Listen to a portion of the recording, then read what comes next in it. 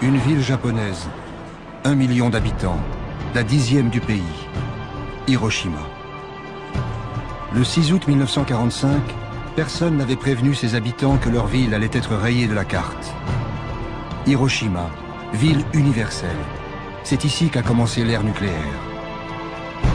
En ce matin de mars 2011, une nouvelle menace s'est abattue sur la population japonaise. À 1000 km de là, 3 réacteurs de la centrale de Fukushima sont entrés en fusion. Un terrible tremblement de terre suivi d'un tsunami géant a ravagé le nord-est du Japon. De Hiroshima à Fukushima, qu'a-t-on vraiment appris sur le nucléaire?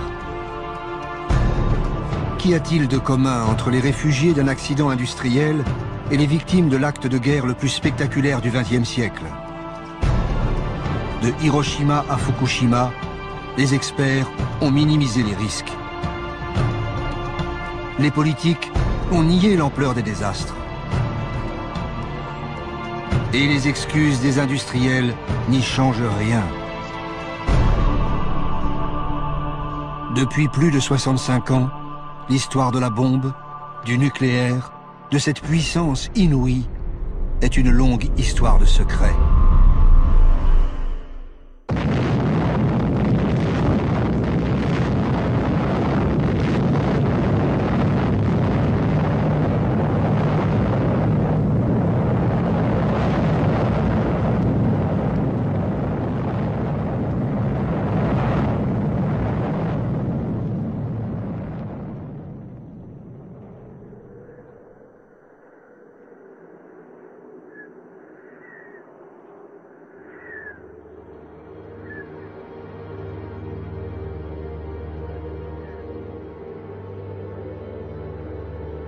Ces silhouettes ont été imprimées à jamais sur les dernières parois restées debout après la première explosion nucléaire.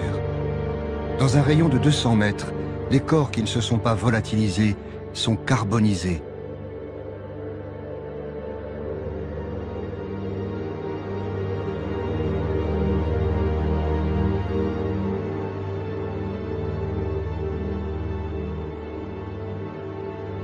N'ont survécu que ceux qui étaient loin de l'épicentre, ou protégés par des murs de béton. Dès le lendemain de l'explosion, le docteur Hachiya tente d'aider les blessés. Tous sont atteints d'un mal mystérieux. 9 août. Hier, un de nos malades s'est plaint toute la journée de douleurs dans la bouche. Aujourd'hui, de nombreuses petites hémorragies apparaissent dans sa bouche et sous sa peau. Quand cet homme est arrivé à l'hôpital, il se plaignait seulement d'une grande faiblesse. En apparence, il n'avait aucune blessure. Ce matin, d'autres malades commencent à avoir des hémorragies sous-cutanées auxquelles s'ajoutent des vomissements de sang. Pourtant, parmi eux, aucun ne présente de symptômes connus.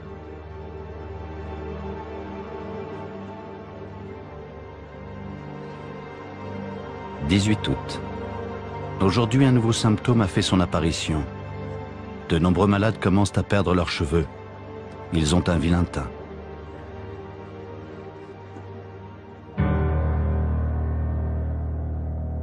Les observateurs dépêchés sur place par l'armée japonaise ne savent pas quoi penser.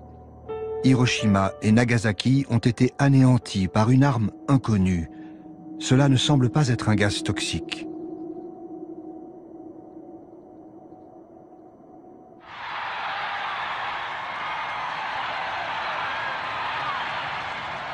Aux États-Unis, chacun pense que les 2 bombes atomiques ont mis fin à la guerre. Pour la population, c'est une découverte. Ces armes ont été développées dans le secret le plus absolu. Même le Congrès ne savait rien. Mais l'histoire qu'on leur vend est celle de héros modernes et non pas d'une science qui tue.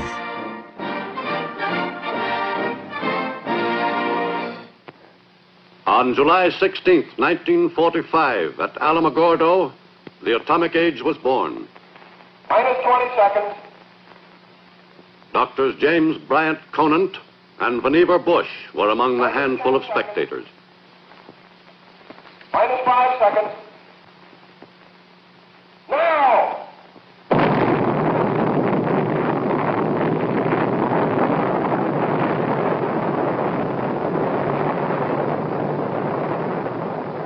For Doctors Conant and Bush, who organized the development of the first bomb, this was a moment of supreme satisfaction. Ce film de propagande raconte l'histoire de la bombe, version US Army. C'est une fiction. Seuls les personnages sont réels. Il y a Leslie Groves, le militaire, chef du plus grand projet de l'Amérique en guerre, le projet Manhattan.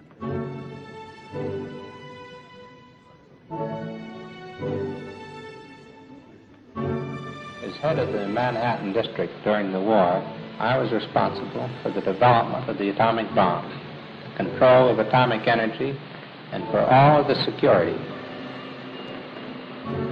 Il y a Robert Oppenheimer, le responsable scientifique du projet Manhattan. Automatic control, Scotty. This time, Rob, the stakes are pretty high. It's going to work all right, Robert, and I'm sure we'll never be sorry for it. Well, we'll know in 40 seconds. Son obsession, c'est de savoir si la bombe sera efficace. Et il y a Bush, le politique, celui qui a rendu possible la bombe en créant l'alliance entre militaires, scientifiques et industriels, donnant ainsi naissance à ce qu'on appelle encore aujourd'hui le complexe militaro-industriel. De cette alliance naîtra la bombe atomique, une arme qui va changer le monde.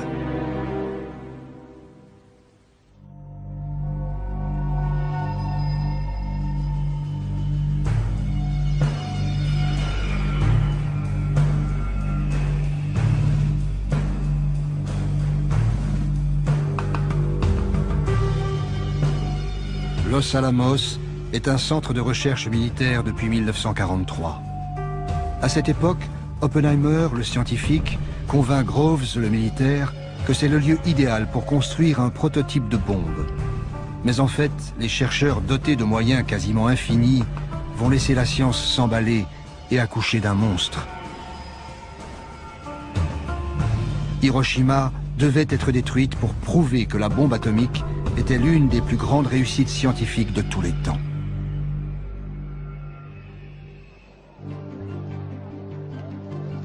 Tout a commencé lorsqu'en 1939, le célèbre physicien danois Niels Bohr se rend aux États-Unis pour une réunion à Princeton. Bohr est porteur d'une mauvaise nouvelle. Des chercheurs allemands auraient réussi la fission d'un noyau d'uranium. L'opération pourrait produire une énergie phénoménale. And the result, nuclear fission. But it is equivalent Dans le milieu scientifique, la nouvelle fait l'effet d'une bombe. What happens to it? It explodes as energy, proving Einstein's theory that mass and energy are really the same.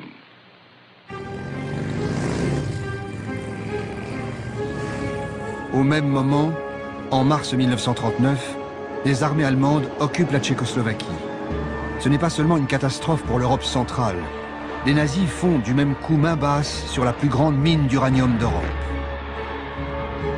L'Allemagne dispose désormais de la matière première pour concevoir une réaction en chaîne par la fission nucléaire.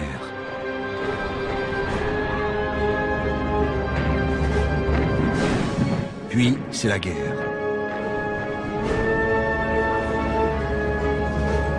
Entre alliés et nazis, la course scientifique et militaire est engagée.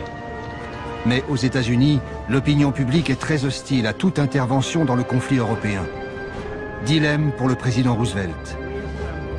Il doit respecter ses électeurs, mais aussi préparer son pays à toute éventualité. This nation will remain a neutral nation, but I cannot ask that every American remain neutral in thought as well. Albert Einstein est le plus célèbre des physiciens réfugiés en Amérique. Comme tous les exilés européens, juifs et non-juifs, il sait de quoi Hitler est capable. Impossible donc de rester en dehors de la course aux armements.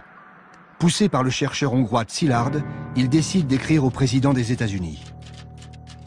Grâce aux travaux de Joliot en France et ceux de Fermi et de Szilard en Amérique, il est devenu possible d'envisager une réaction nucléaire en chaîne dans une importante masse d'uranium, et ainsi générer de grandes quantités d'énergie et de nouveaux éléments de type radium. Cela pourrait aussi conduire à la fabrication de bombes. Une seule bombe de ce type, transportée en bateau et explosant dans un port, pourrait bien détruire le port tout entier et ses environs.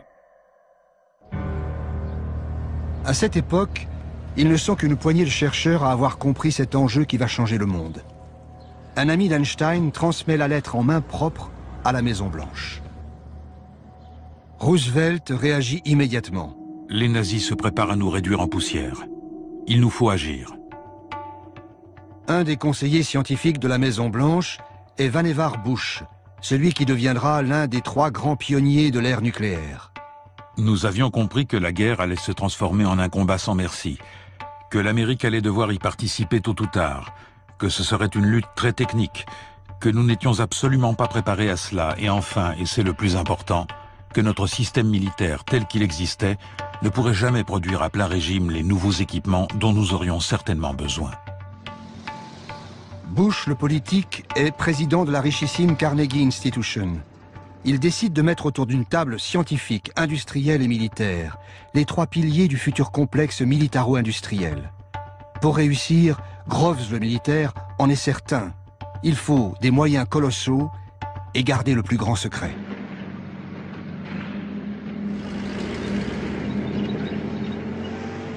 En Europe, les événements se bousculent.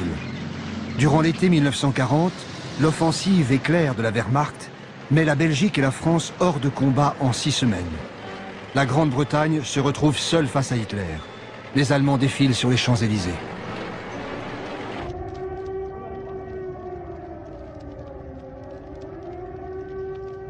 Déjà, leurs avions visent Londres. C'est le Blitz.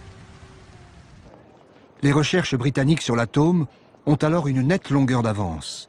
Cambridge héberge un prestigieux laboratoire de recherche nucléaire. Churchill et le gouvernement britannique pensent que 3 ans suffiraient pour fabriquer une bombe atomique.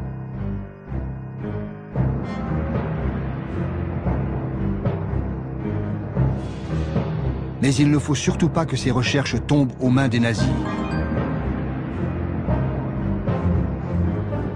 Pour raconter ce qui se passe ensuite, les films de propagande d'après-guerre nous donnent encore une fois l'impression de suivre en direct une affaire top secret. Bush, le politique, s'inquiète auprès d'un de ses collègues des attaques sur Londres. The Germans are certainly working on an atomic bomb. As Harold Urey told you, they're getting a whole output of heavy water from the big Norwegian plant. They couldn't be doing it for anything else here. What was your impression of British progress? Chadwick and the other physicists agree entirely with us that given pure uranium-235, the bomb will work. But they realize that this will run into a big industrial job. The British are overtaxed by the present war production, and they urge that the job be done over here. Effectivement, l'Angleterre, sous les bombes, décide de livrer ses recherches aux États-Unis. Elle adresse à Washington un mode d'emploi de l'énergie atomique, le rapport Maude. Nous sommes arrivés à la conclusion qu'il serait possible de fabriquer une bombe à l'uranium de 10 kg environ, qui aurait une puissance de destruction égale à 1800 tonnes de TNT, et libérer une grande quantité de matière radioactive, dangereuse pour la vie humaine, pendant une longue période dans la zone de l'explosion.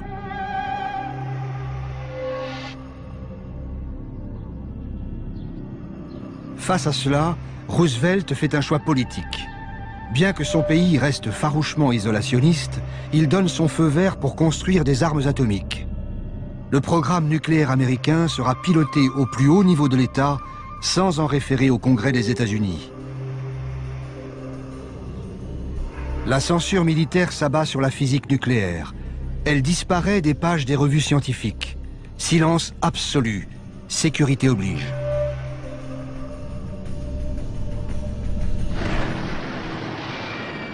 Pearl Harbor, 7 décembre 1941. L'attaque surprise des avions japonais va mettre fin aux dernières hésitations. L'offensive japonaise fait basculer les États-Unis dans le conflit mondial. Roosevelt peut enfin rejoindre ouvertement le camp des Alliés contre les puissances de l'Axe, Japon, Allemagne, Italie.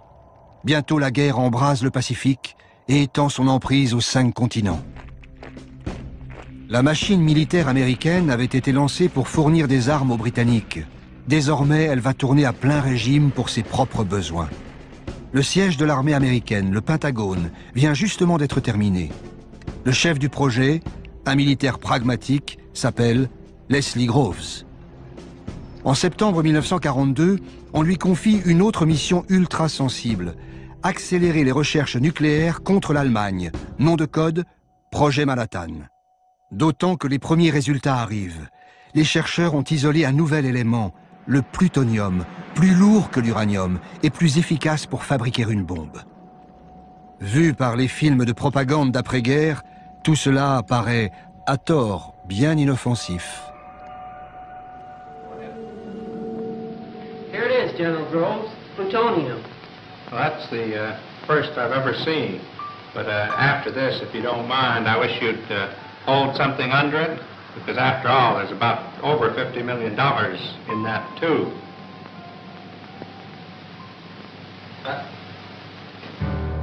Ces recherches nécessitent une armée de scientifiques, d'ingénieurs et de techniciens répartis sur tout le territoire américain.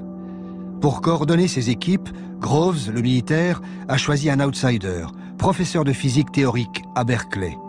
Un homme qui a même été proche du Parti communiste, Robert Oppenheimer. Il est propulsé à la tête du projet de recherche le plus gigantesque que la science ait connu. C'est un génie, un véritable génie. Il sait tout. Il peut parler de n'importe quel sujet. Enfin presque. Il y a 2 ou 3 choses dont il ne sait rien. Le sport, par exemple. L'autre priorité de Groves, c'est de trouver la matière première pour la future bombe.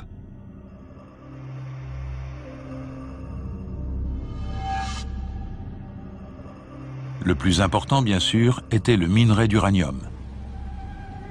La plus grande source d'uranium pendant la guerre était la mine de Chinkolobwe au Congo belge.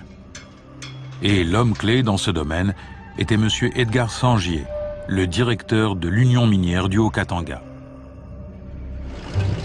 Sangier est un industriel belge et un homme d'affaires prévoyant.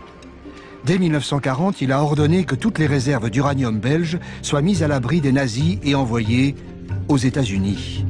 En ce printemps 1942, Groves, le militaire, découvre donc avec stupéfaction que 1250 tonnes du précieux minerai sont stockées à portée de main dans le port de New York. Un formidable cadeau. L'approvisionnement du projet Manhattan est maintenant assuré. Parallèlement, un changement essentiel se produit. Pendant l'été 1942, le Troisième Reich renonce à son programme nucléaire, sauf que les Alliés n'en sauront rien. Pour Albert Speer, devenu ministre de l'Armement et de la Production de guerre, les dirigeants nazis n'ont pas compris le bouleversement radical que signifiait l'arme atomique.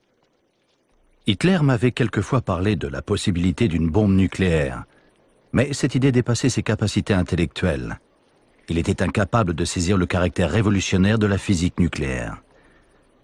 Sur la proposition des physiciens spécialistes du nucléaire, nous avons renoncé au projet de développement d'une bombe atomique. Après que j'ai, une fois de plus, demandé combien de temps il faudrait et que l'on m'ait répondu qu'il fallait compter au moins 3 à 4 ans. Berlin a des soucis bien plus pressants. Pour soutenir l'offensive sur le front russe, le Reich a besoin de pétrole, ressource bien plus vitale que l'uranium des mines tchèques. Et pour cela, Hitler regarde du côté du Caucase, vers Bakou et jusqu'à l'Iran. Dupont de Nemours est l'un des géants de l'industrie américaine, inventeur du nylon et surtout principal fournisseur d'explosifs et de munitions pendant la guerre de sécession et les 2 guerres mondiales. Dès le début, Dupont fut appelé à soutenir le projet Manhattan, tout comme Monsanto, Kellogg, Union Carbide et autres grands groupes américains. Hiroshima devait être détruite pour asseoir la puissance économique et politique du complexe militaro-industriel.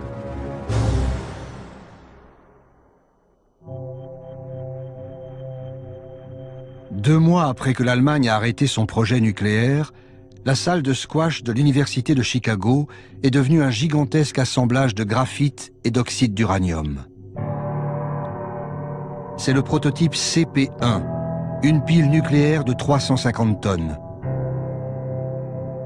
Autrement dit, le tout premier réacteur atomique que les chercheurs alliés veulent tester au plus vite. L'expérience a lieu le 2 décembre 1942. Secret militaire oblige. Ni l'université, ni les étudiants, ni la ville de Chicago n'ont été prévenus.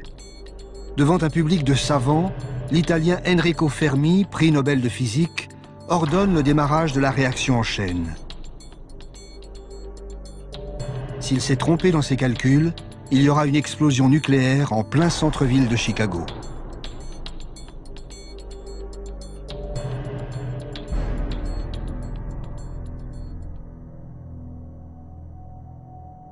Tout se passe comme prévu.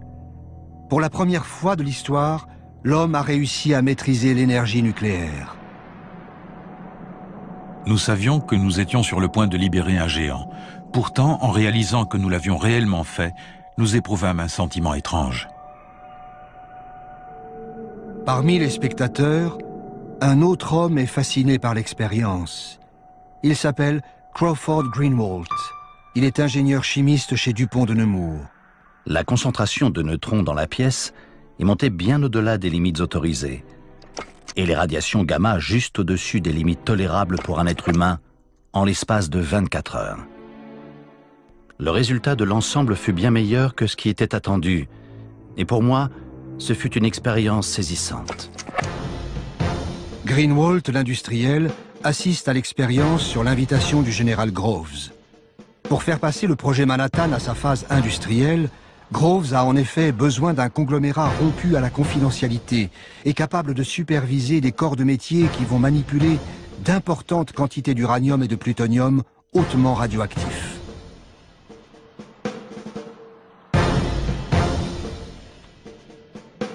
Le contrat est colossal, les risques aussi.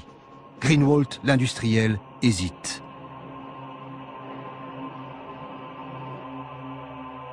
Pour ne pas se faire traiter de profiteur de guerre, Dupont signera finalement un contrat ne lui procurant qu'1 dollar symbolique de bénéfices par an.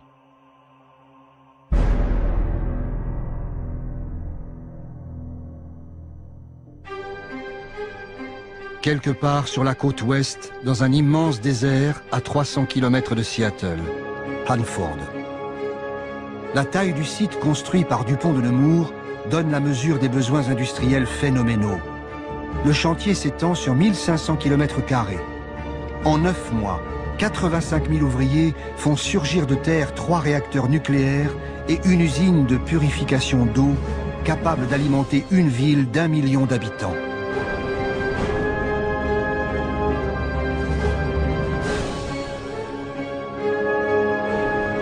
Des dizaines de milliers d'employés dorment sur place. Tous ont signé un contrat qui les oblige au secret. Les conversations téléphoniques sont écoutées. Le courrier est lu et censuré. Hanford est une usine de production de plutonium. Inquiet des effets des radiations pour ses troupes, Greenwalt, l'industriel, exige des garanties. Groves, le militaire, s'engage à ce que le gouvernement américain paye 10 millions de dollars par tête en cas de blessure, maladie ou décès. Une somme faramineuse pour l'époque.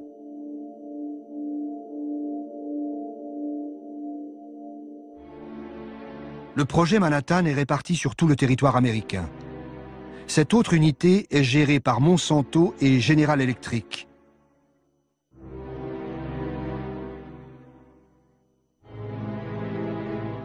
On y produit l'uranium-235 et les autres matières premières nécessaires à la bombe. Il faut plusieurs tonnes d'uranium brut pour fabriquer 1 gramme de combustible nucléaire. Ici aussi, Groves a fait cloisonner au maximum les différentes étapes de la chaîne de fabrication pour garder le secret absolu. La plupart des employés ne découvriront qu'à la fin de la guerre sur quoi ils ont réellement travaillé. Tout cela, ainsi que les plans de la bombe, est consigné dans les carnets de Greenwalt, l'industriel. Ces carnets sont restés secrets militaires jusqu'en 1989.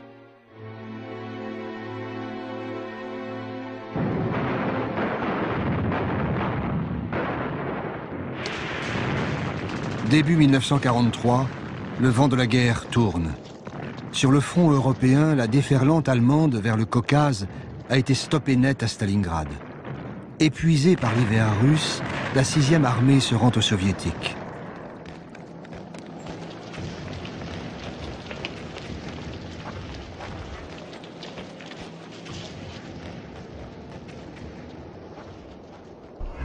Été 1943. Les Alliés se réunissent à Québec. Churchill a provoqué la rencontre dans un but précis, ne pas laisser aux États-Unis le monopole du nucléaire. La Grande-Bretagne, les USA et le Canada décident de s'associer au sein du projet Manhattan. Le Canada possède d'importantes mines d'uranium. Il fournira 4000 tonnes de minerais jusqu'en 1946. 2 ans après la mise à l'abri des recherches anglaises, outre-Atlantique, une vingtaine de scientifiques britanniques viennent rejoindre les laboratoires américains.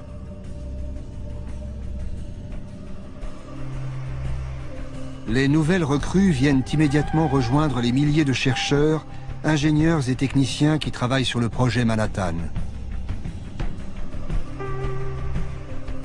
Los Alamos.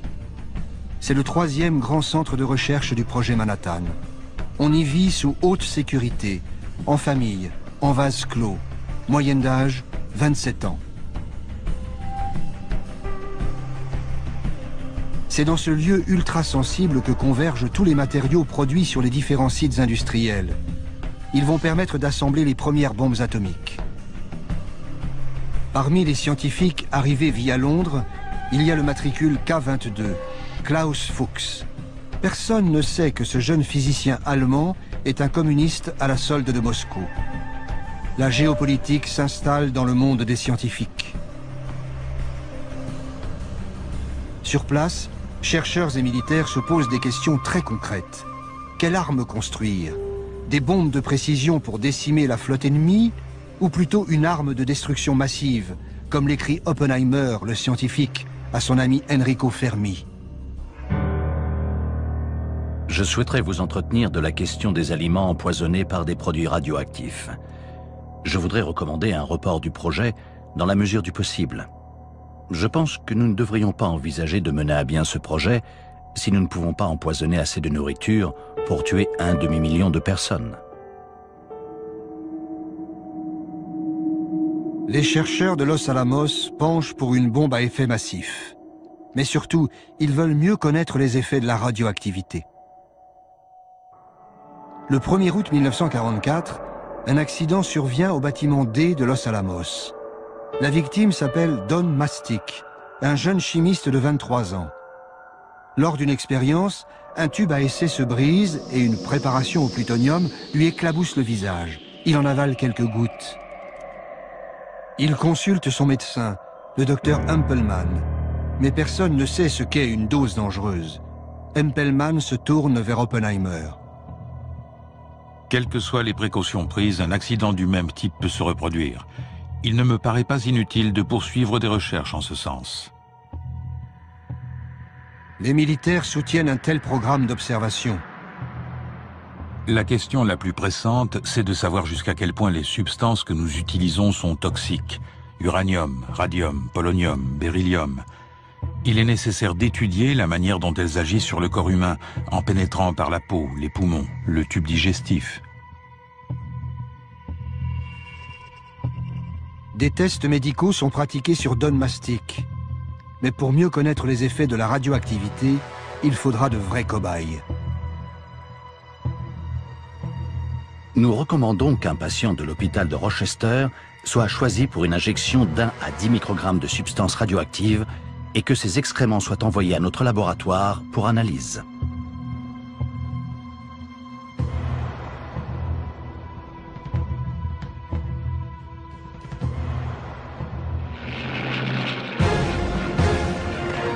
Au tournant de l'été 1944, loin des laboratoires américains, l'armée rouge fait son entrée en Pologne.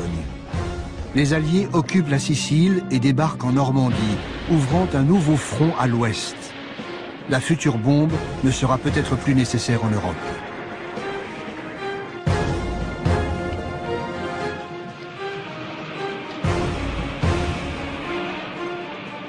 Dans le Pacifique, l'armada américaine se rapproche plus difficilement du Japon. En mer des Philippines, 128 000 Marines reprennent l'île de Saipan aux troupes de l'empereur. Puis l'état-major y établit ses premières bases aériennes. Tokyo est à portée des bombardiers B-29, mais refuse toujours de se rendre. Roosevelt sait qu'en politique, les plus grands secrets finissent toujours par s'éventer. Lincoln l'avait prédit bien avant lui. Nul ne peut tromper tout le monde tout le temps. Quand la bombe sortira de l'ombre, il faudra qu'on la rende utile.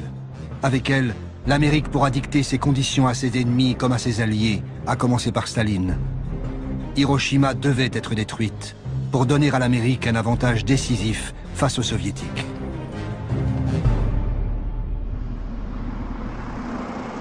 À l'été 1944, Churchill et Roosevelt se retrouvent à Hyde Park, près de New York.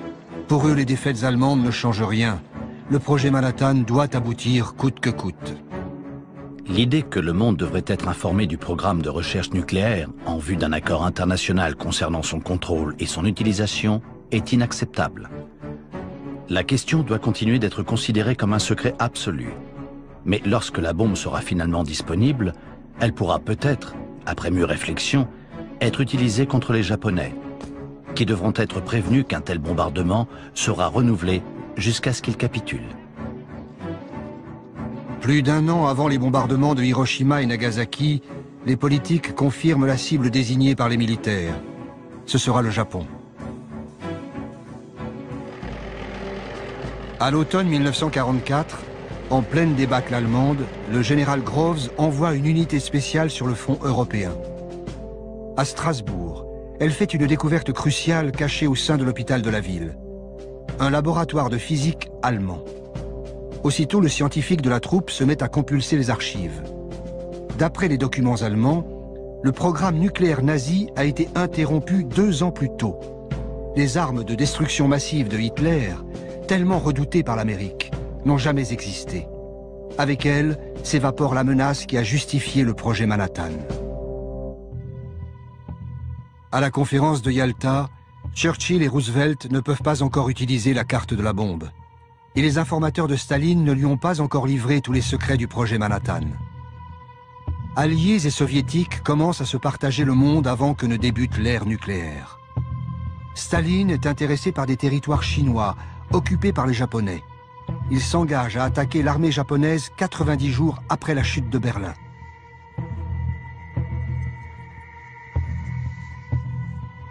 Reste à savoir qui sera le premier à occuper l'archipel. Car Tokyo refuse toujours de capituler.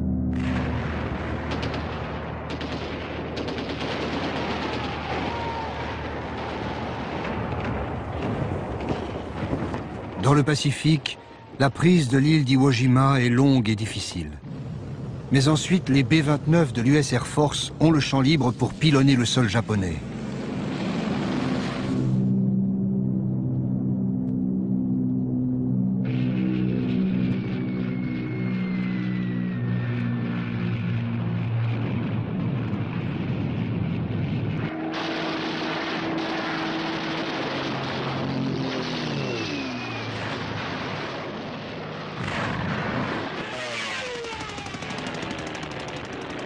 Tokyo et la plupart des grandes villes de l'archipel subissent des raids incessants. Plus de 8 millions d'habitants sont déplacés. Dans la seule nuit du 9 mars 1945, un déluge de bombes incendiaires fait plus de 100 000 morts dans la capitale japonaise. Le pays est affamé, à court de vivres, de carburant et de munitions. Sa puissante marine est totalement anéantie. Les kamikazes se battent jusqu'au bout, dans des avions de fortune, sans essence pour le retour. Leurs sacrifices font croire que le Japon ne renoncera jamais.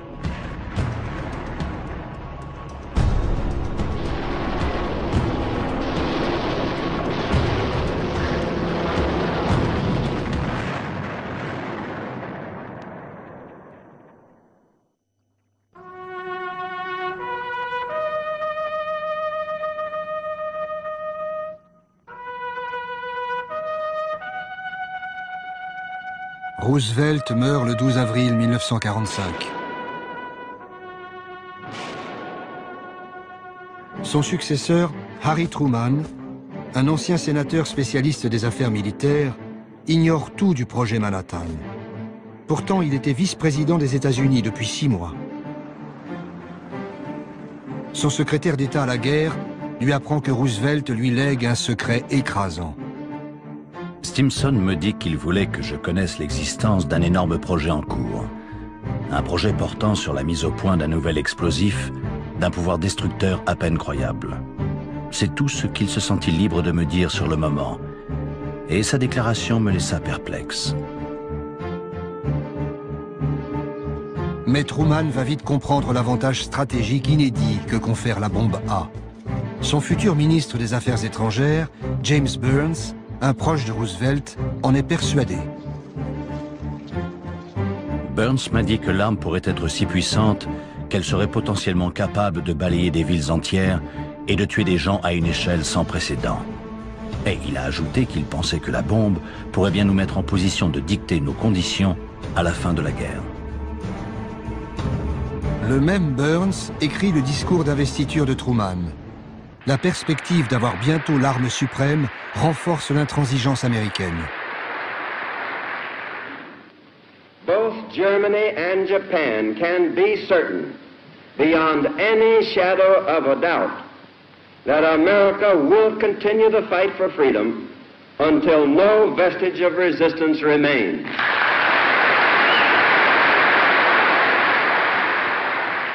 Our demand has been, and it remains, unconditional surrender.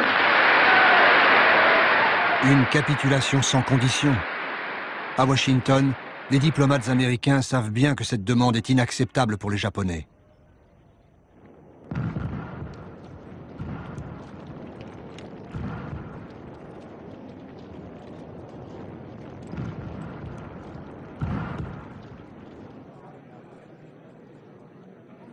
Le 8 mai, le monde apprend la capitulation de l'Allemagne. Berlin a été conquise par l'armée rouge. Les soviétiques ont aussi libéré Varsovie, Prague, Budapest et Sofia. Staline n'a pas l'intention de s'en retirer de sitôt. Conformément à l'accord secret de Yalta, Moscou se prépare maintenant à entrer en guerre contre le Japon. Les troupes soviétiques commencent à s'amasser en Mandchourie, au nord-est de la Chine.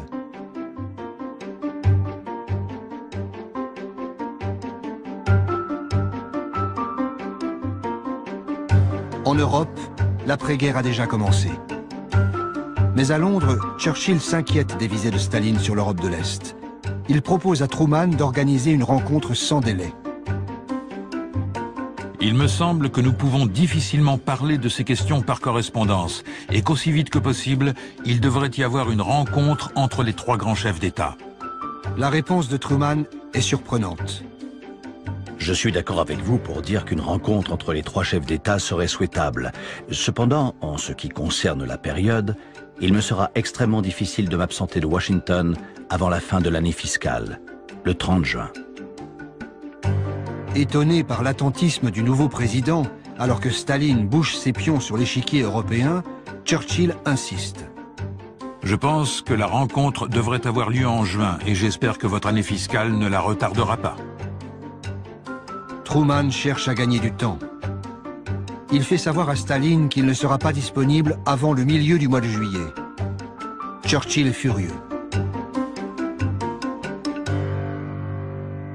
Je considère que la date du 15 juillet, je répète juillet, le mois qui suit le mois de juin, est beaucoup trop tardive pour aborder les questions urgentes qui demandent que nous les traitions ensemble. J'avais proposé le 15 juin, je répète juin, le mois qui précède le mois de juillet. Mais si ce n'est pas possible, pourquoi pas le 1er juillet, le 2 ou le 3 ? Truman finit par imposer sa volonté. La réunion se tiendra à Potsdam, près de Berlin, le 15 juillet. 15 juillet, c'est le jour qui a été choisi pour le premier essai d'une bombe au plutonium sur le site d'Alamo-Gordo. Truman veut connaître le résultat du test avant la rencontre de Potsdam.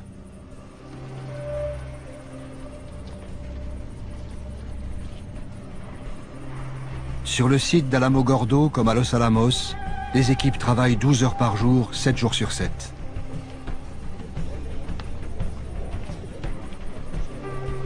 Oppenheimer raconte.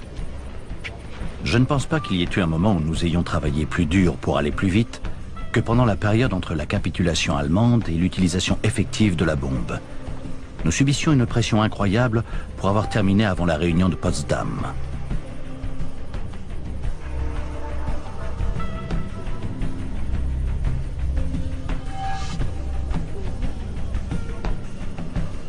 À Washington, on ne se demande plus s'il faut utiliser ou non la bombe contre le Japon, mais quand et surtout comment.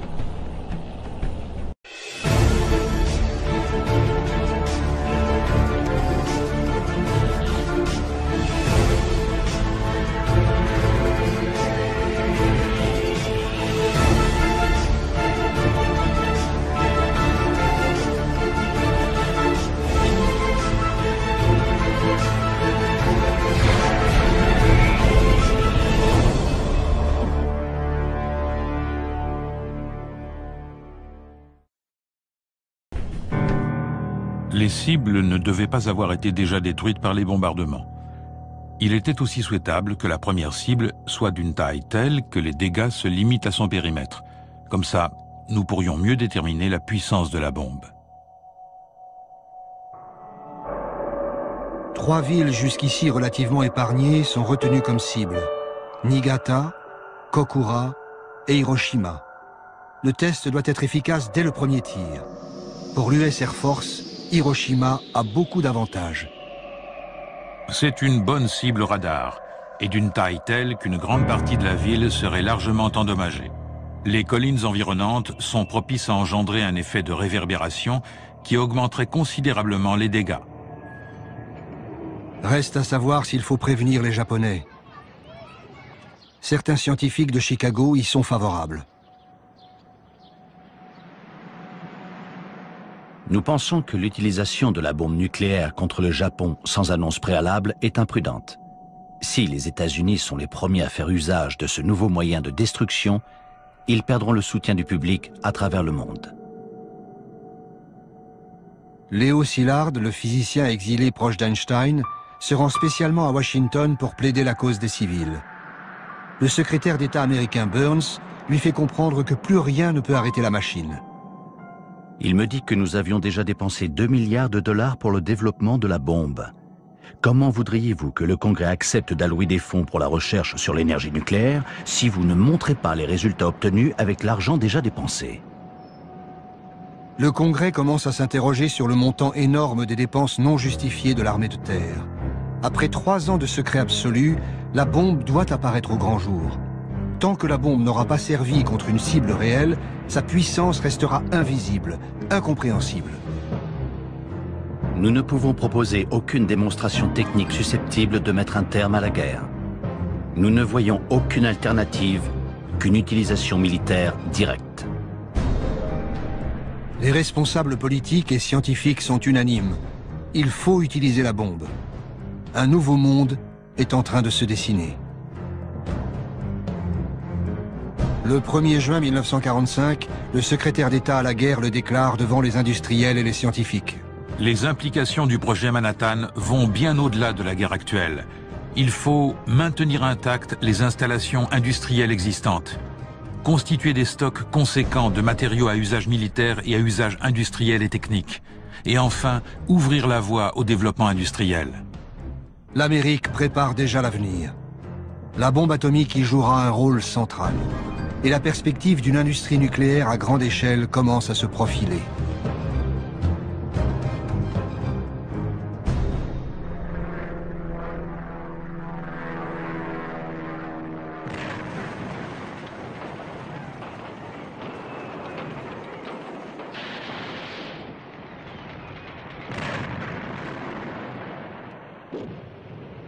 L'armée américaine s'empare de l'île d'Okinawa.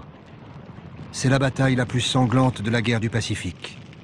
12 000 GIs et plus de 100 000 soldats japonais sont tués et au moins autant de civils.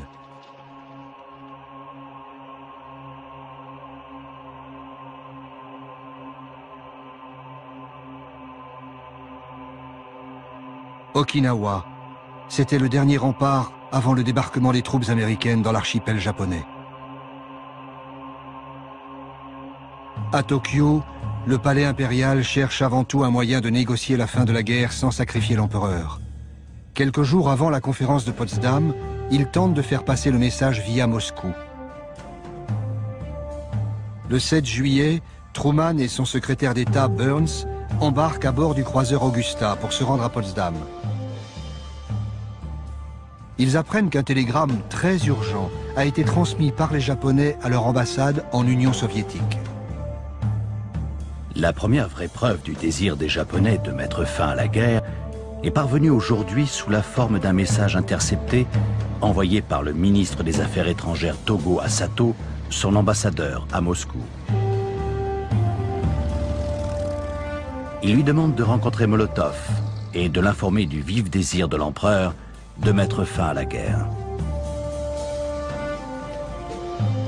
En outre, Togo dit que les termes « capitulation sans condition » formulés par les Alliés sont la seule chose qui empêche la cessation de la guerre et que si ces termes sont maintenus, les Japonais devront évidemment continuer à se battre.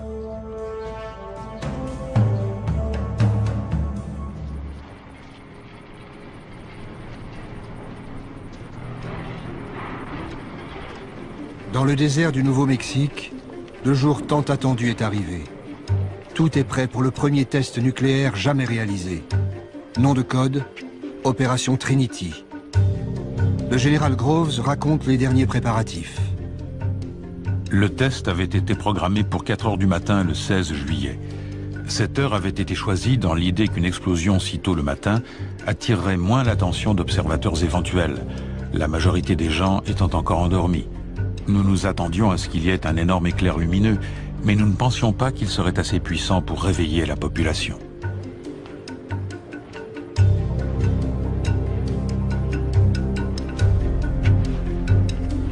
On l'appelle le gadget, une bombe à implosion contenant 6 kilos de plutonium. 150 000 personnes ont œuvré à la création de ce monstre de métal dont le cœur est à peine plus gros qu'une balle de tennis.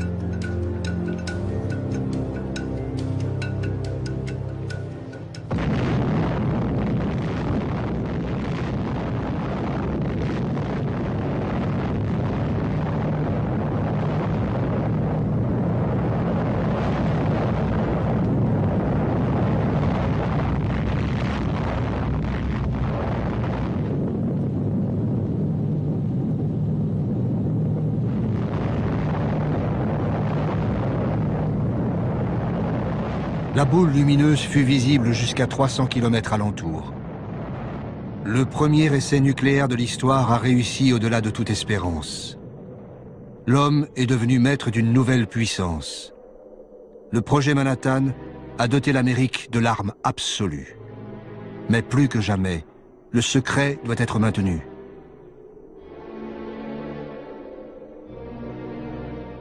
Groves, le militaire, fait diffuser un communiqué préparé à l'avance. Un dépôt de munitions situé aux confins d'Alamogordo, contenant une grande quantité de puissants explosifs et de matériel pyrotechnique, a explosé. L'accident n'a fait aucune victime et les dégâts matériels, en dehors de l'entrepôt lui-même, sont négligeables.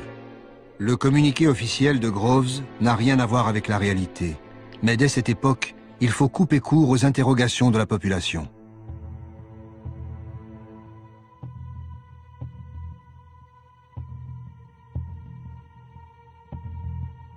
Truman et Burns arrivent à Potsdam le même jour. On leur transmet aussitôt un télégramme crypté en provenance d'Alamogordo. Opéré ce matin. Diagnostic encore incomplet, mais les résultats semblent satisfaisants et dépassent déjà les prévisions. Lors de sa première rencontre avec Staline, Truman n'a pas encore compris tout ce que cela signifie. La conférence se poursuit. Comme promis, à Yalta, les Soviétiques interviendront contre le Japon à partir du 15 août. Mais les nouvelles qui affluent du Nouveau-Mexique, les heures et les jours suivants changent complètement la donne. Churchill note tout de suite un changement dans l'attitude des Américains. Il n'en comprend la cause que le lendemain, à la lecture du rapport complet du général Groves. Maintenant, je sais ce qui est arrivé à Truman hier. À la réunion, après avoir lu ce rapport, il était un autre homme. Il s'est mis à dicter aux Russes ses conditions et, plus généralement, il a pris la direction des débats. Le secrétaire d'État Burns raconte. Le président et moi n'étions pas pressés de voir les Russes entrer en guerre après l'annonce de la réussite de l'essai nucléaire. Pour Truman, la bombe atomique est devenue la carte maîtresse de la diplomatie américaine.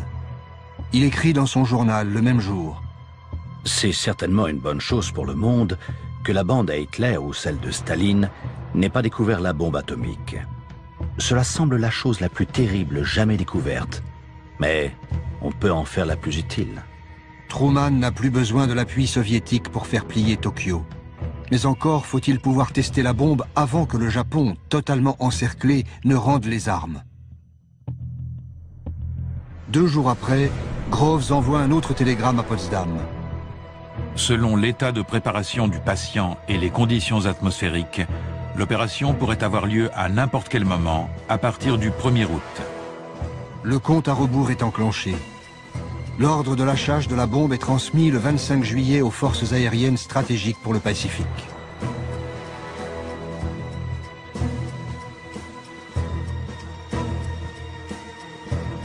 La proclamation finale des Alliés est signée par Truman, Churchill et Chiang Kai-shek. L'Union soviétique de Staline n'a même pas été invitée à la rédaction du texte. Nous appelons le gouvernement japonais à accepter maintenant la capitulation sans condition de ses forces armées et de nous donner ainsi l'assurance de sa bonne foi. L'autre alternative pour le Japon sera une destruction rapide et totale.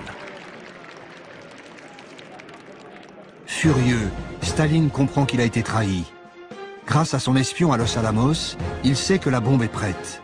Il accélère le déploiement de ses troupes en Extrême-Orient pour tenter d'occuper le Japon en premier. À Potsdam, s'est écrit le premier chapitre de la guerre froide.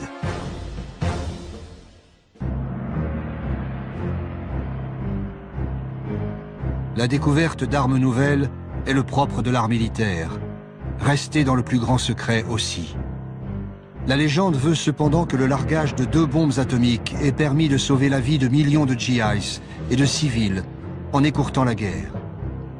En fait, Hiroshima devait être détruite pour exposer au monde la surpuissance de l'arsenal américain.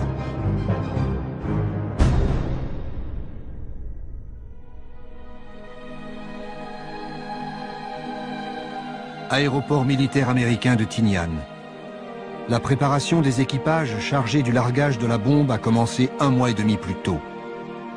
Little Boy, la bombe destinée à Hiroshima, pèse plus de 4 tonnes.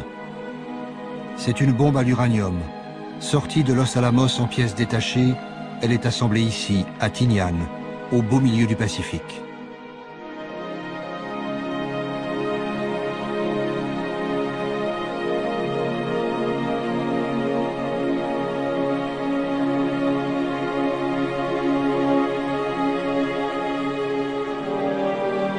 Un bombardier B-29 est aménagé pour recevoir la bombe. Il est baptisé Enola Gay, en hommage à la mère du pilote.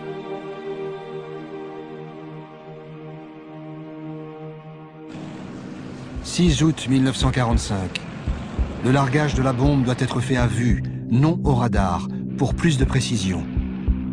3 avions éclaireurs sont partis étudier la météo des 3 cibles potentielles. Il y a des nuages au-dessus de Kokura. Niigata s'avère trop loin vu le surpoids de la bombe. À Hiroshima, le ciel est clair. La ville est choisie pour cible. Little Boy est larguée à plus de 9000 mètres d'altitude. Elle explose une quarantaine de secondes plus tard, à 600 mètres au-dessus de Hiroshima.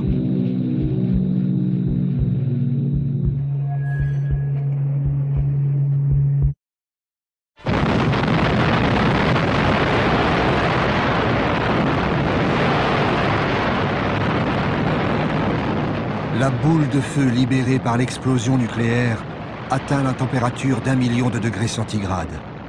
Elle se propage au-delà de la vitesse du son en brûlant tout l'oxygène sur son passage. C'est un soleil en train de naître à la surface de la Terre.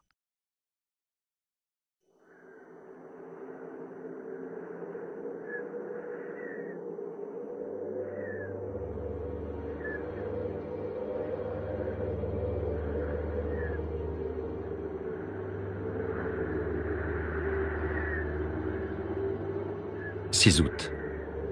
Soudain, il y a un éclair, puis un autre. Ombre et reflet, tout a disparu. Il n'y a plus qu'un nuage de poussière au milieu duquel je n'aperçois qu'une colonne de bois qui supportait ma maison. Hiroshima, 8h15. Le docteur Hachiya se préparait à partir pour l'hôpital. Il note ces phrases dans son journal le jour même de l'explosion. Instinctivement, je me mets à courir, ou du moins j'essaie. Inutilement. Des poutres jonchent le sol. Je me sens extraordinairement faible. Je dois m'arrêter pour reprendre des forces. C'est là que je m'aperçois que je suis complètement nu. Où sont passés mon pantalon et mon maillot? Je regarde mon côté droit, il est tout ensanglanté. J'ai également une blessure à la cuisse. Quelque chose de chaud coule dans ma bouche. Ma joue est déchirée. Le souffle de l'explosion a été d'une puissance inouïe. En un instant, une seule bombe à uranium a rayé de la carte une ville de 350 000 habitants. 4 km² réduits en cendres. Les maisons ont brûlé. Le fer s'est tordu sous la chaleur. Tout se passe comme dans un mauvais rêve. Je vois venir des ombres, des espèces de fantômes qui marchent les bras écartés. Je me demande pourquoi. Tout à coup, je comprends qu'ils sont brûlés et qu'ils se tiennent les bras écartés pour éviter le contact avec leur propre peau. L'explosion a tué 70 000 personnes. 70 000 autres seront emportés par les effets de l'irradiation dans les mois suivants. 200 000 habitants ont survécu. Ce sont les Hibakusha, les irradiés de la bombe atomique.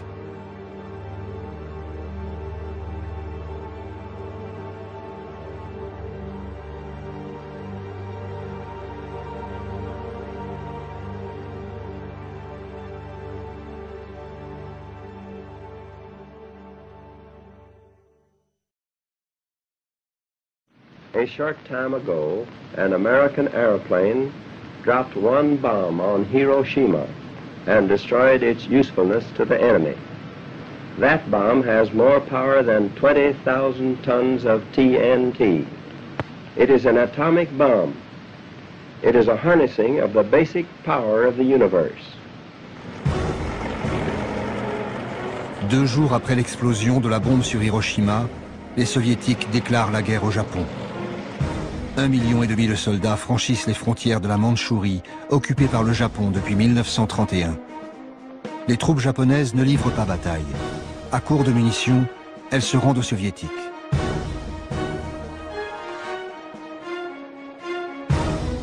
À la base de Tinian, la deuxième bombe est fin prête. Fat Man est de conception très différente de Little Boy. C'est une bombe au plutonium comme le gadget de Trinity. Elle coûte moins cher que Little Boy, elle est plus efficace, et sa production en masse est plus facile. Il faut absolument l'essayer. Il ne manque plus que la dédicace du général Groves. Resté aux États-Unis, il laisse faire son bras droit, le colonel Farrell. À Hirohito, affectueusement.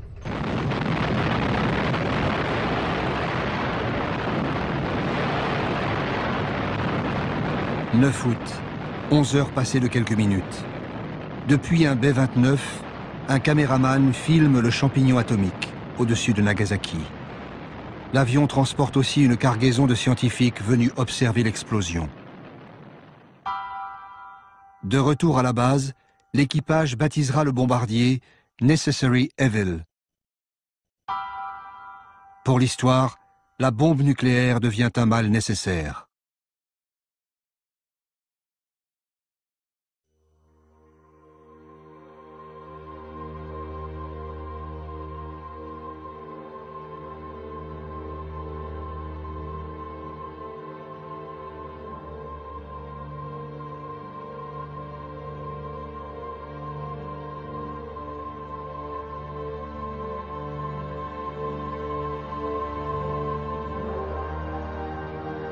À Nagasaki, 80 000 habitants sont morts sur le coup ou dans les 4 mois qui ont suivi.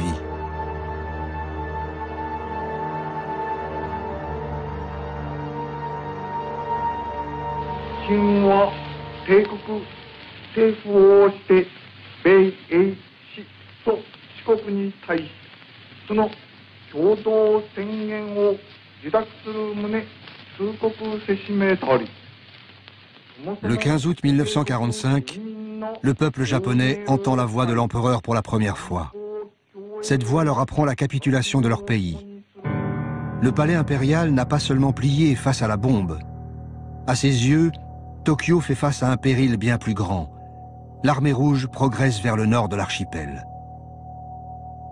Pour éviter un Japon sous la coupe soviétique, Washington laisse un espoir de survie au régime impérial. Le texte de la capitulation ne dit rien du futur sort de Hirohito. Ce texte est signé le 2 septembre à bord du croiseur Missouri.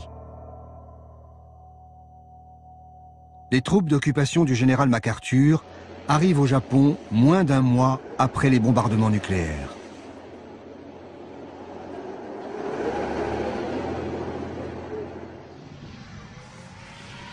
Mais les premiers étrangers à se rendre à Hiroshima et Nagasaki sont des journalistes. L'Australien Peter Burchett est épouvanté par les symptômes dont souffrent les rescapés. À Hiroshima, 30 jours après la première explosion atomique qui a totalement détruit une ville et stupéfié le monde, des habitants qui n'ont pas été touchés directement par la déflagration souffrent atrocement et continuent à mourir pour des raisons encore inconnues, dont on peut seulement dire qu'il s'agit d'une peste atomique. Aussitôt, l'armée contre-attaque. Le colonel Farrell, bras droit de Groves au Japon, convoque le journaliste et fait publier un ferme démenti. À Hiroshima, ceux qui devaient mourir sont morts. Actuellement, au début du mois de septembre, il n'y a plus personne qui souffre des effets de la radioactivité. Farrell se rend à l'hôpital de Hiroshima. Le personnel médical l'assaille de questions. Mi-septembre, il conseille à son patron, Groves, d'étendre les opérations d'apaisement. Hier, à Hiroshima, nous avons rencontré les médecins japonais. Le professeur Tsuzuki nous a interrogés. Il se demandait si l'explosion n'avait pas libéré des gaz toxiques. Pour couper court à ces suppositions, nous avons formellement répondu qu'il n'y avait pas eu utilisation de gaz toxiques. Nous rendons publique cette information. Il serait souhaitable que vous en fassiez de même auprès des Alliés. La machine de propagande se met en marche. Il faut rassurer tout le monde au moment où les troupes américaines s'installent dans le pays. Aux États-Unis, l'opération de propagande porte également ses fruits. Les responsables du projet Manhattan réussissent à vendre à la presse la prouesse technologique de Los Alamos. Dès le 11 septembre 1945, Groves, le militaire, et Robert Oppenheimer, le scientifique, organisent un voyage de presse au Ground Zero du Nouveau-Mexique.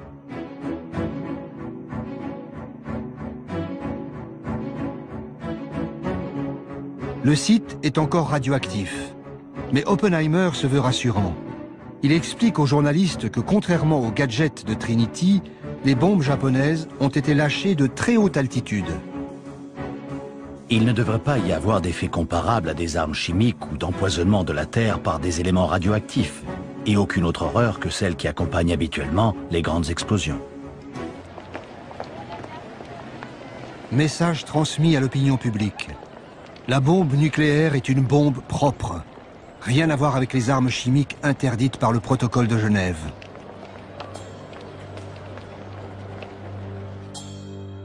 Pendant ce temps, au Japon, d'autres militaires arrivent pour filmer et analyser les effets de la nouvelle arme. Un soldat montre fièrement le point d'impact de la bombe au milieu des ruines encore radioactives. Voilà l'épicentre, Ground Zero. D'autres désignent aux caméras les traces laissées par le souffle nucléaire. Ils étudient soigneusement la propagation des rayons brûlants et leur empreinte sur les édifices.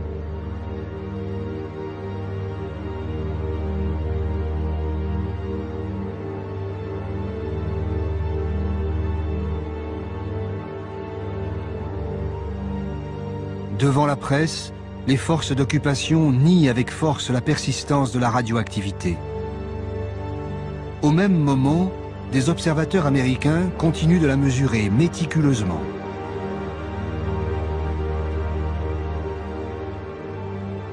Un GI qui raconte sa mission de patrouille à Nagasaki est stupéfait. Je ne savais pas pourquoi j'étais là. Il n'y avait pas d'habitants, tous avaient péri. Il n'y avait pas d'oiseaux, pas d'animaux, pas de criquets. Il n'y avait rien du tout. C'est difficile de décrire un silence complet comme celui-ci. Au bout d'un an, 9000 Américains et Japonais travaillent à plein temps au département de la censure civile. La censure des troupes d'occupation s'avère redoutablement efficace. Dans les journaux d'Hiroshima, on supprime les caractères d'imprimerie correspondant aux termes bombardements atomiques et radioactivité. Pendant presque 10 ans, aucun Japonais ne pourra lire d'informations concernant les survivants irradiés, les Hibakusha. Après le feu atomique, c'est une chape de plomb qui s'abat sur Hiroshima et Nagasaki.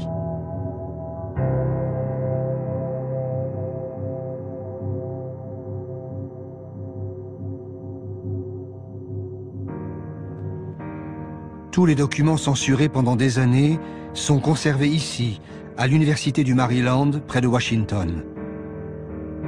Des dizaines de milliers de livres, de journaux et d'affiches.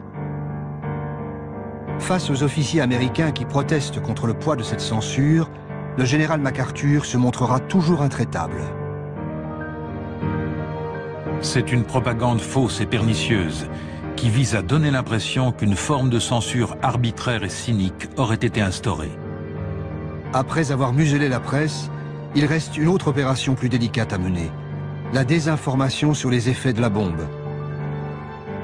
En novembre 1945, le Congrès américain ouvre une commission d'enquête sur le développement de l'atome et son contrôle. Groves poursuit son opération de légitimation devant les sénateurs. The casualties which would have resulted from an invasion of the Japanese home islands would have been tremendous. Churchill placed them at over 1 million Americans. The atomic bomb made it impossible for the Japanese to continue the war, despite their determination to fight to the bitter end. And in that fighting, they would have taken with them tens of thousands of Americans. Groves joue avec les chiffres. La bombe a-t-elle préservé quelques dizaines de milliers ou 1 million de vies américaines? Peu importe. Ce qui compte, c'est de défendre la doctrine du mal nécessaire, en direct devant les parlementaires. De même, sur la question sensible des radiations résiduelles, Groves s'en tient à une ligne officielle qui ne s'embarrasse pas de nuances. Il n'y en a pas, et c'est un nom très ferme. Sauf au moment même de l'explosion, il n'y a pas eu de dommages radioactifs. Cela n'a duré qu'un instant. Un sénateur lui demande s'il existe un antidote aux radiations. Groves répond: Les dommages radioactifs sont de plusieurs types. Si l'irradiation est assez forte, la mort est immédiate. Une dose moins forte peut entraîner une mort différée, mais les médecins disent que la souffrance est supportable. C'est même une manière très agréable de mourir. Ceux qui sont seulement légèrement irradiés peuvent guérir avec le temps. S'agit-il d'une question de soins ou de temps? Demande le sénateur. C'est une question de temps. Si une personne qui travaille avec des matériaux radioactifs est accidentellement irradiée, elle prend un congé pour se tenir éloignée de ces matériaux et avec le temps, elle guérit. Au final, les sénateurs se rangent derrière Groves, le militaire. Leur objectif est le même: rassurer l'opinion publique sur le développement nucléaire appelé à un avenir radieux. Chez les militaires, l'unanimité de façade sur les bienfaits de la bombe n'a jamais été totale.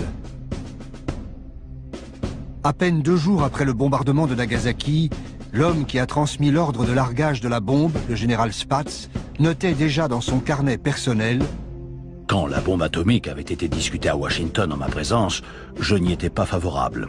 De même que je n'ai jamais été favorable à la destruction de villes entières et à l'anéantissement de tous leurs habitants. Le même jour, l'ancien président Herbert Hoover confiait au secrétaire à la guerre Stimson: L'utilisation de la bombe atomique et la mise à mort aveugle de femmes et d'enfants révoltent mon âme.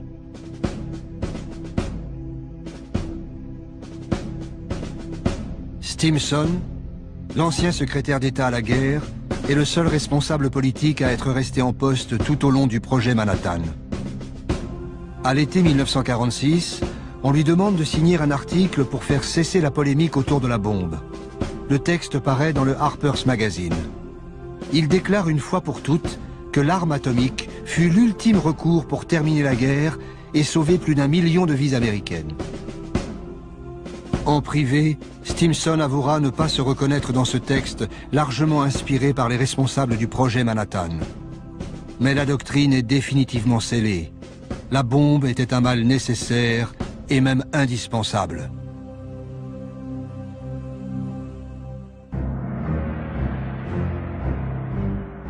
New York. Un congrès réunit scientifiques, industriels et militaires à propos de l'avenir de l'atome. En cette fin de l'année 1945, les hommes de l'ombre qui ont pensé la bombe se félicitent en public. Et ils commencent à préparer l'avenir. We're going to talk about the future and not the past. You've all heard a great deal about what made the Manhattan Project a success, but you're looking now up here at this table at a group of men who haven't been featured in the public press or in addresses or anything of that kind.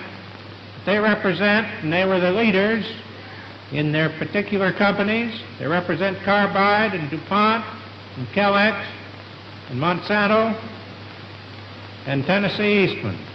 And those men did the industrial job that made the Manhattan Project a feasible, practical result instead of something that we were still struggling with. I think you should all remember that.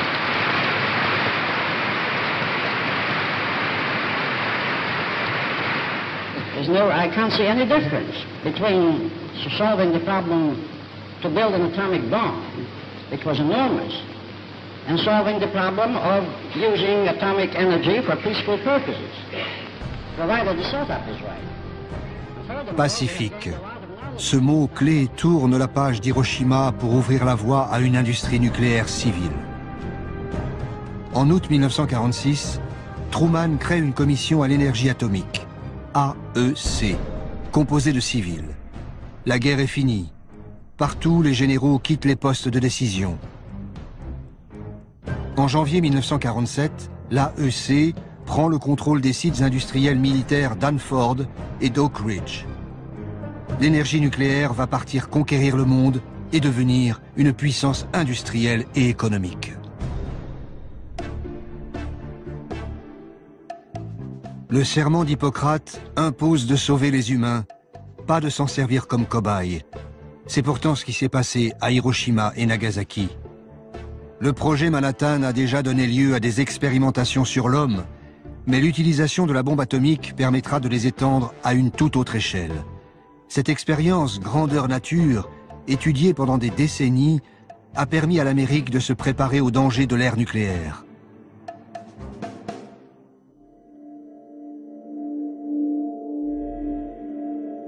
Pour bien comprendre ce secret, il faut revenir au début du projet Manhattan. Les scientifiques, mais aussi les industriels, s'inquiètent très tôt des effets de la radioactivité sur le corps humain. Ils réclament des expériences concrètes. Le jeune scientifique qui avait avalé du plutonium n'est que le premier d'une longue série. Les médecins radiologues veulent connaître la dose limite de radiation dans le corps. Enfin, en avril 1945, le jour de la première expérimentation sur le corps humain est arrivé. Cela nous a permis de vérifier précisément les données de laboratoire. Des malades sont choisis dans différents hôpitaux. Chacun reçoit un numéro précédé des initiales HP pour Human Product, soit produit humain. La décision a été prise délibérément de ne pas informer les patients de la nature du produit inoculé. Des seringues spéciales en plomb sont conçues pour injecter des doses de plutonium d'environ 5 microgrammes. Les résultats confirment ceux des tests sur les animaux. Ils sont sans surprise. Le plutonium, 30 fois plus toxique que le radium, est un puissant cancérigène. 3 patients sont testés en avril 1945, 11 autres à partir de septembre, après la fin de la guerre. À ce moment, le responsable du projet Produit humain vient d'arriver à Nagasaki. C'est le docteur Warren, le médecin-chef du projet Manhattan. Warren n'est pas venu soulager les victimes ou partager avec les médecins japonais les connaissances accumulées aux États-Unis par ses équipes. Il est venu étudier les effets du plutonium sur les irradiés des bombes atomiques. Toutes les informations sont transmises aux États-Unis.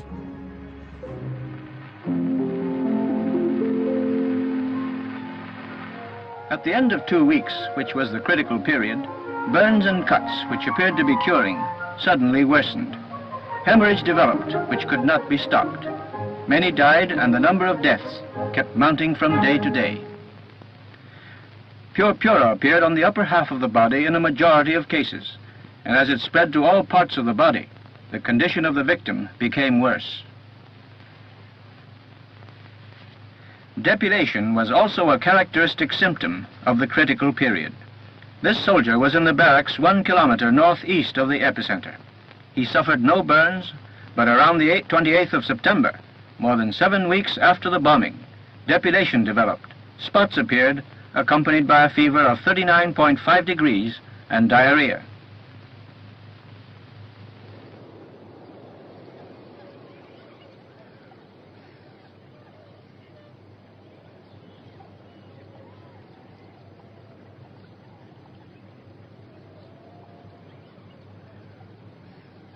Les assistants de Warren recueillent des dossiers médicaux, saisissent des échantillons, filment l'évolution des symptômes.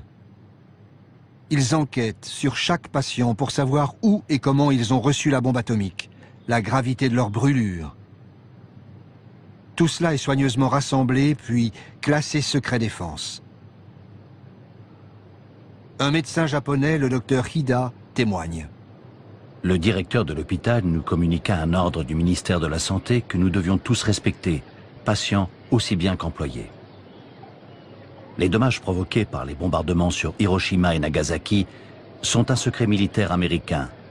Personne ne doit communiquer ce qu'il a vu, entendu ou ce qu'il sait sur la réalité de ces dommages, ni par la parole, ni par l'écrit, ni par le dessin, ni par la photo. Les contrevenants seront punis.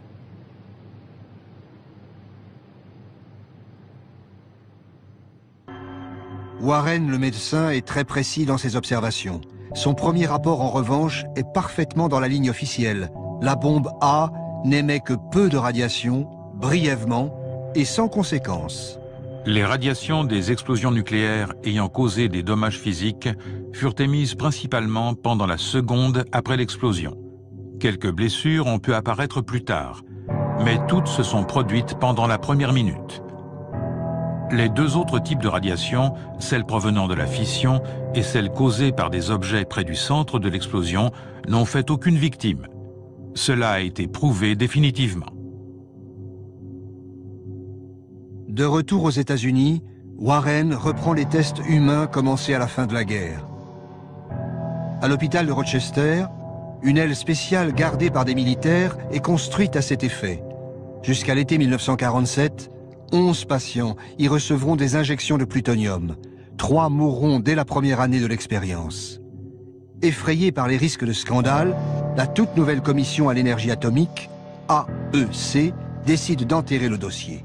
Il est préférable qu'aucun document ne soit divulgué qui ferait référence aux expériences sur des humains et pourrait avoir un effet négatif sur l'opinion publique ou déclencher des poursuites judiciaires. Les documents concernant ce domaine de travail doivent être classés secrets.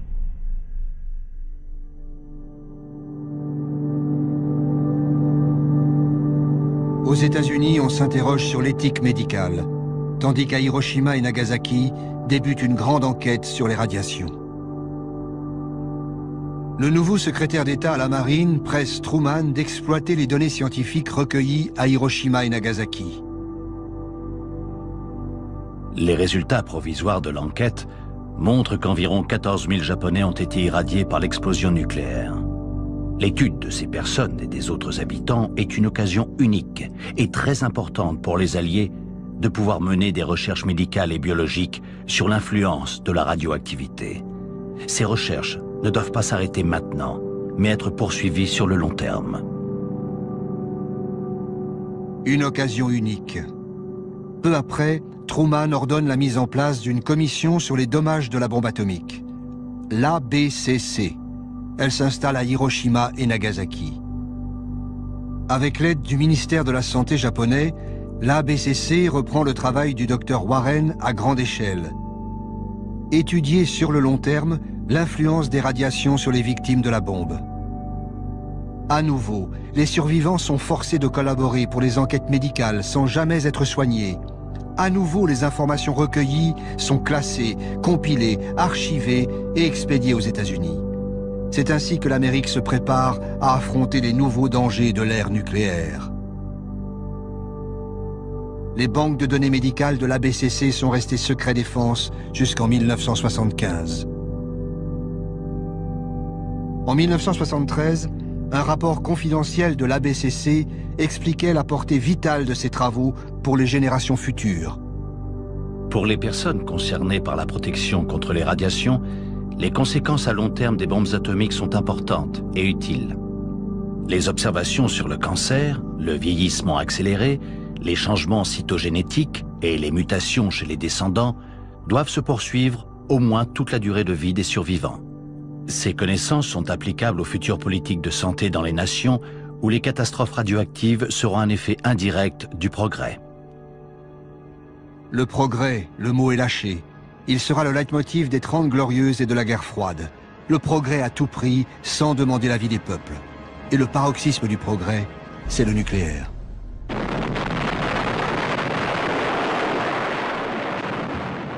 Nucléaire militaire d'abord. Dès la fin des années 40, la course aux armements est lancée à vitesse exponentielle. L'URSS s'y jette tout de suite pour rattraper son grand rival, puis viendront la France, la Chine, et ceux qui feront cette course en secret, Israël, l'Inde, le Pakistan. L'arsenal mondial devient un monstre incontrôlable.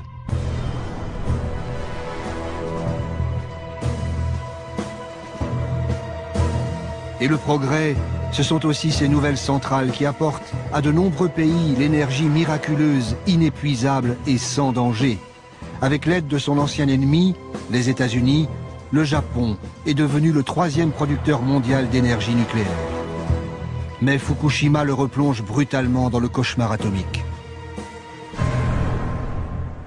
À Hiroshima, l'ancien ABCC sert désormais de référence internationale pour les normes de protection contre la radioactivité.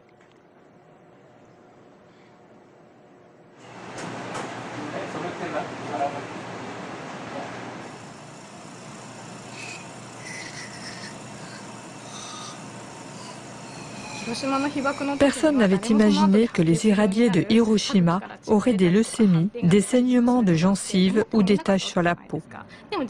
Mais maintenant, on sait bien que dans une zone donnée et avec une dose de radioactivité donnée, on aura tel problème de santé. Les gens de Fukushima sont inquiets parce qu'ils pensent au risque de cancer. Ils ont dans la tête les images de Hiroshima comme les brûlures, les dents qui tombent ou les morts. Je suppose qu'ils sont très angoissés car ils imaginent qu'il peut leur arriver la même chose. Tous les 2 ans, depuis 35 ans, M. Nakanishi vient passer une série de tests médicaux à l'ancienne ABCC, devenue centre de recherche sur les effets de la radiation.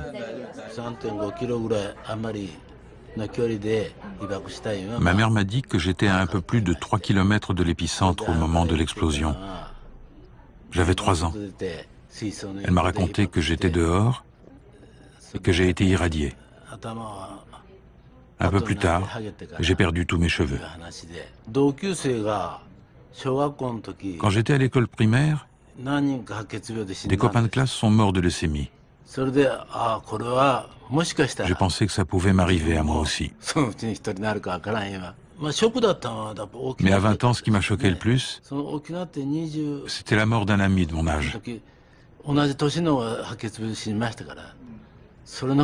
Ça m'a fait très peur.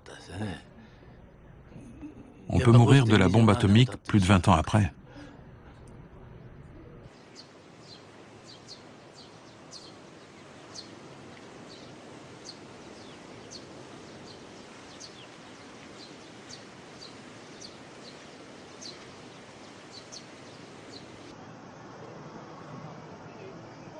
Chaque année, le 6 août, les habitants de Hiroshima commémorent le jour où le monde est entré dans l'ère nucléaire. Le Japon a été le seul pays victime de la bombe atomique.